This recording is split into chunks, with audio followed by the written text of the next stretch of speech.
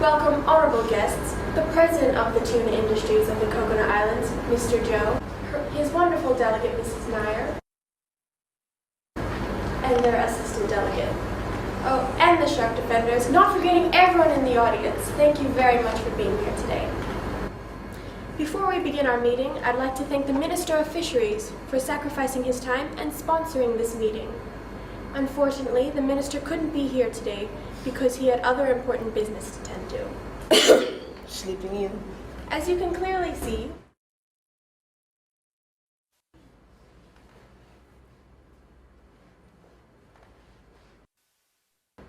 oh, right, I can see now. So first of all, we'll have an introduction of the whole day. That's what I'm doing now.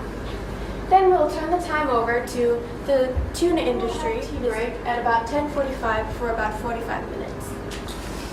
Oh yes, I see you have a question, honorable delegate. May I suggest we make it earlier, 10:15, closer to 45 minutes, so we get to know each other? Oh yes. I don't see how having a longer and earlier tea break will help us get to a decision. We're trying to have a total ban on shark fishing. I can see why we're never going to be able to come to an agreement. The shark defenders need to understand that we need to arrive at a consensus. They're not going to simply force us to decide. Calm down, calm down. Ladies and gentlemen, we are here to make important decisions. So, what time is tea?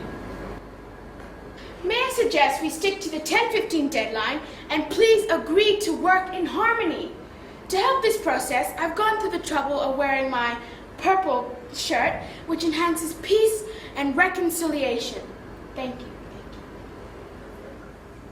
You're definitely right. Okay, well in that case it's settled. We'll take tea at 10:15. Thank you, members, for being so understanding. Oh, say what? Discuss what we've done so far.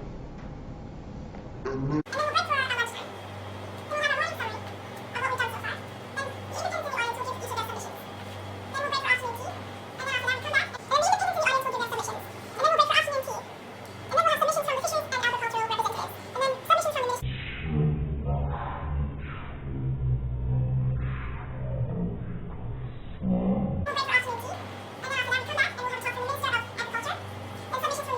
And finally, we break for afternoon tea. All right, let's start then. So I'd like to have the opening remarks from the tuna industry. Go ahead, Mrs. Nair. Thank you, Permanent Secretary, Director General Person, for those opening and valuable remarks. I feel that we have made great progress already. And I'd also like to say how lucky we are to be underneath your leadership and the leadership of our Honourable Minister. A few days ago, as we ate over a fabulous lunch, you should try the chili lobster at the Excelsior Hotel. It's exquisite. My colleagues and I were contemplating whether to come to this event or not. Jory here was very persuasive in saying that it's a perfect opportunity to present our remarks. He was also very persuasive, probably because he was wearing his purple shirt, that it always seems to bring a peaceful spirit to the room. Thank you. Are you kidding me? No, he really was wearing his purple shirt. The main point is that we do not need to put a total ban on shark fishing, since we rarely catch sharks. Our main catch is tuna. That is why we're called the Coconut Island Waters Fish Tuna Industry. If we put a total ban on shark fishing, our workers will lose their jobs. If you hardly catch sharks, then why are you so concerned about stopping shark fishing? Sharks rarely kill people. There's no scientific proof that they hurt our tuna stock. Sharks, as apex predators, they keep your tuna stock healthy. So you're saying that our workers out there doing our work, doing the real work, have to lose their jobs while you get to keep your jobs in your fancy air-conditioned offices just because of a couple accidental sharks caught in our tuna lines? Is that what you're saying? No one will lose their jobs. May I remind members that it's now 10:15, and as we agreed, it's time we take our tea break. May I just finish off the misunderstanding of what the tuna industry had said? No, Shark Defender. We really must push on with the agenda. So please, can we take our tea break? Thank you. Okay, come on, guys, over here. Come on. Come on, guys. Come on, we have less time. Come on. Come on. Okay, right. Is everyone here now? All right. Firstly, guys, I'd like to thank you for being here, for supporting the shark defenders. As you know, we're trying to get a shark sanctuary in the Coconut Islands. And now I'll hand you over to Andrew. He has all the details. Andrew? Thank you. Finally, we can get something done. It's so frustrating how stupid these people can be. They should understand it's their jobs on the line. As business people, they should look at the long-term sustainability of the businesses. So why didn't the minister come today? About that, he had to be seen opening a new fast food restaurant. What kind of fast food? Fish and chips, I think.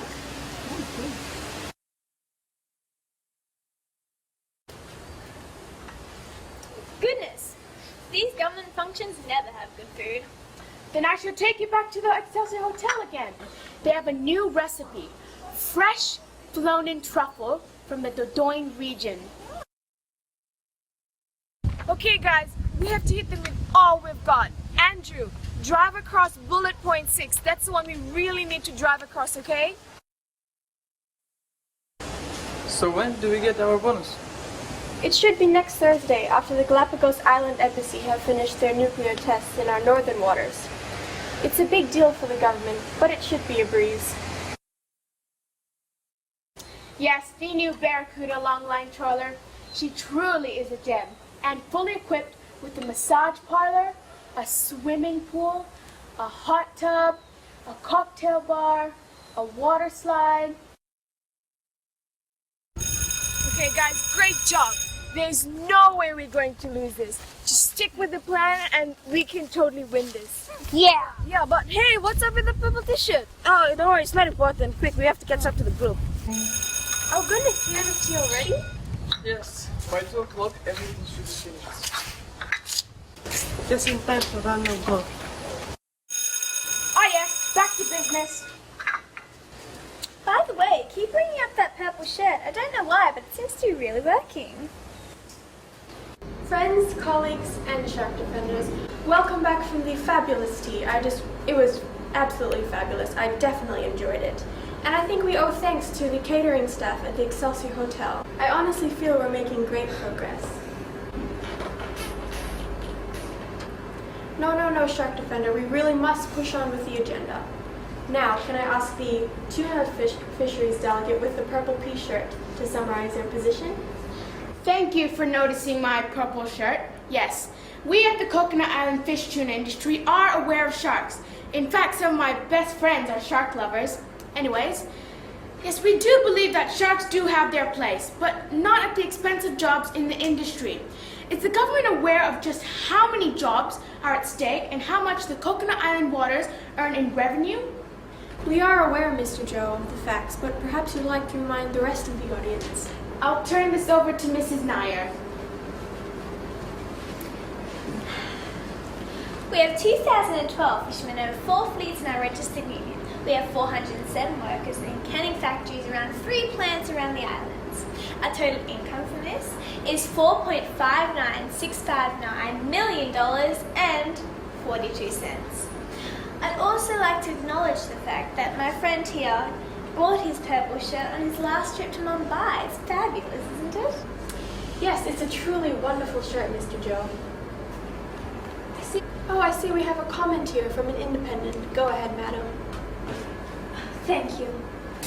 Hi, my name is Jessica, and I'm a consultant currently working for the CSA, the Conservation of Sea Animals.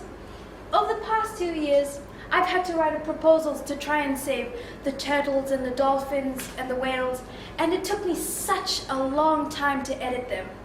And I was hoping that when I came that I wouldn't have to write up another proposal to now save the sharks.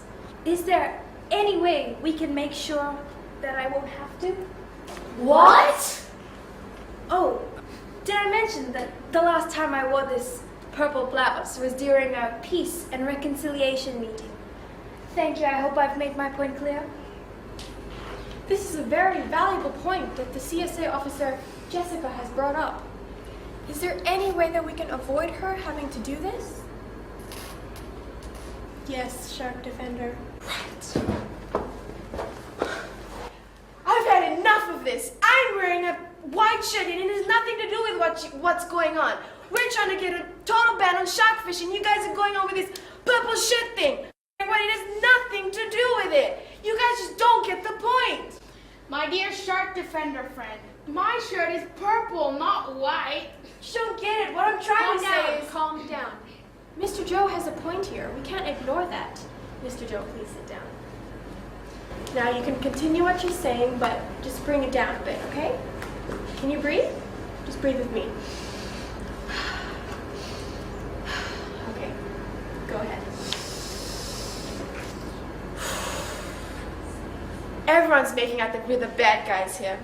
That somehow we'd sacrifice our children to shark gods, wear braids, or even hug trees. But we're not like that. What we're trying to say is that if we don't have a total ban on shark fishing, it's your jobs that are on the line. Your tuna stock will drop, and there will be no tuna industry. So what we're trying to say, if we don't have a total ban on shark fishing, it's your jobs are on the line, not ours. Thank you for your considered point, Shark Defender, but you don't need to be so defensive. We're all here to find a common solution that is acceptable to everyone. And please don't forget that the Coconut Island fish tuna industry, they provide so many jobs for the men in the Coconut Islands. We cannot simply ignore that. However, I feel we're close to making a decision. Can we have the closing remarks from the tuna industry? Thank you once again for steering us through this difficult issue. I'd like to propose a round of applause for the way that your ministry has handled this delicate issue and, of course, this meeting. Thank you. Yes. We are here to protect jobs, livelihoods, a way of life, cultural sensitivity, good governance, transparency, and financial responsibility. But we say not a total ban on shark fishing! I hope that my famous purple shirt has added to the sincerity of what we're proposing. Thank you. Thank you very much, Mr. Joe. That was very powerful. And I'm pleased to report that we finally made a decision. The government of the Coconut Islands has made a decision, which is to protect the life.